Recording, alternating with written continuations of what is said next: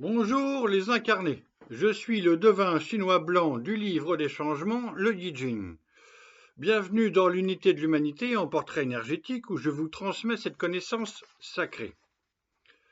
Aujourd'hui, nous allons parler de l'énergie 26 grand apprivoisée de Jean-Marie Gustave Leclésio, un grand écrivain français, prix Nobel de littérature en 2008. Jean-Marie Gustave Leclésio est né en 1940 à Nice. En 1963, il publie son premier roman, Le Procès-verbal, et reçoit le prix Renaudot. Avec Désert en 1980, il gagne le prix de l'Académie française, et en 2008, pour toute son œuvre, Jean-Marie Gustave Leclésio reçoit le prix Nobel de littérature. Voilà, pour situer le truc. Parmi les 64 énergies qui composent le Yi Jing, il y a deux couples d'énergie qui parlent de petit et de grand, c'est-à-dire de stratégie yin et de stratégie yang.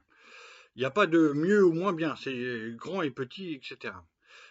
Par exemple, donc il y a l'énergie 9 petit apprivoisée et l'énergie 26 grand apprivoisée, ainsi que l'énergie 62 petit excès et l'énergie 28 grand excès. Voilà pour l'agencement du Yi Jing et des énergies. Cette énergie 26 grand apprivoisée est composée en bas du ciel et en haut de la montagne. Ces deux éléments réunis produisent l'image qu'il faut prendre au pied de la lettre. Le ciel est au cœur de la montagne. Il faut se représenter une montagne avec genre un triangle de montagne avec au milieu, au cœur, le ciel. Le ciel est à l'intérieur de la montagne. Bon. Très important, on va développer, vous allez comprendre. En chinois, cette énergie 26 grand apprivoisée s'écrit avec deux idéogrammes. Da, qui signifie grand, etc., etc., et Xiu, qui parle, XU, qui parle des animaux, de la nourriture, du soin et de l'élevage des animaux. Ça part des vers à soie et ça va jusqu'à l'élevage, tous les élevages.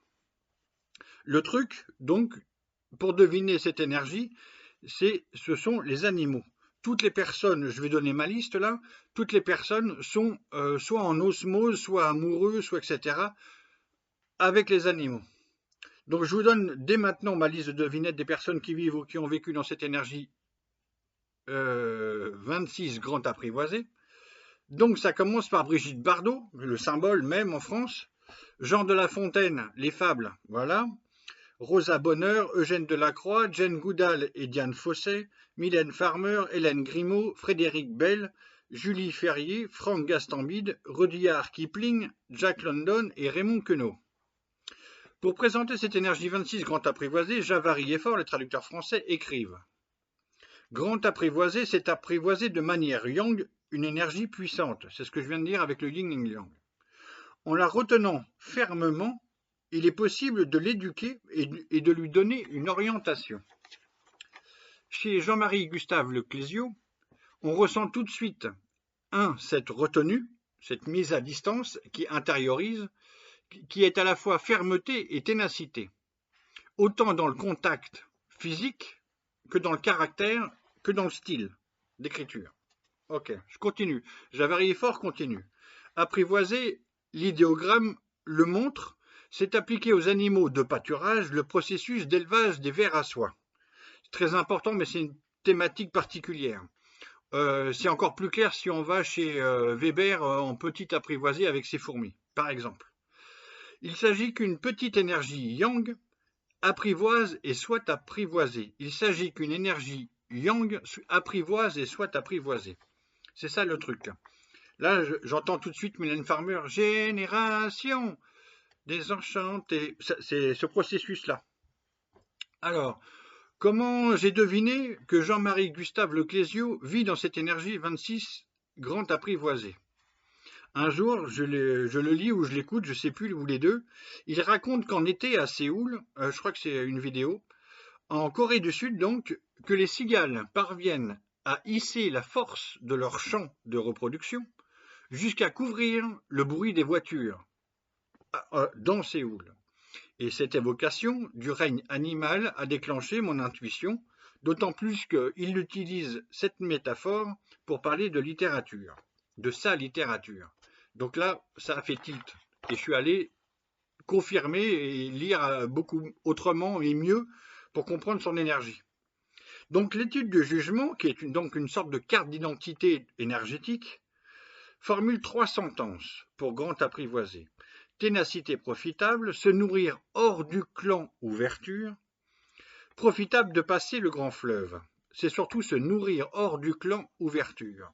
Je rappelle que la particule de le clésio, provient de ses origines bretonnes, émigrée sur l'île Maurice au XVIIIe siècle, donc l'île Maurice voisine de l'île Bourbon, l'île de la Réunion, dans l'océan Indien. Je rappelle aussi que, pour ceux qui ne connaissent pas du tout Jean-Marie Gustave Le Clésio, que quand il était jeune, il est parti vivre plusieurs années dans une tribu indienne au Mexique. Bon, ça c'est pour le contexte. Ça correspond aussi donc à cette phrase, se nourrir hors du clan ouverture. Donc lui, c'est aussi son aventure en Amérique centrale, précolombienne. Pour éclairer les 3 sentences du jugement, j'ai trouvé une citation.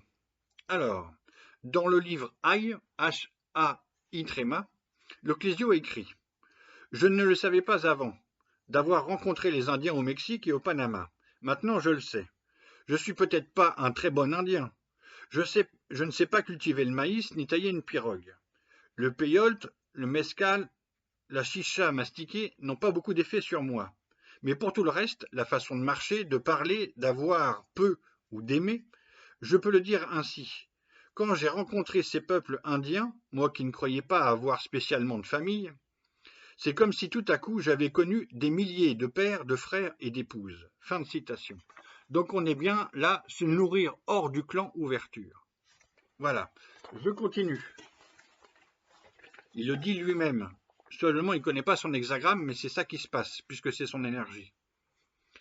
L'étude de la grande image, de cette énergie 26 grande à apprivoiser, formule « Le ciel est au cœur de la montagne ».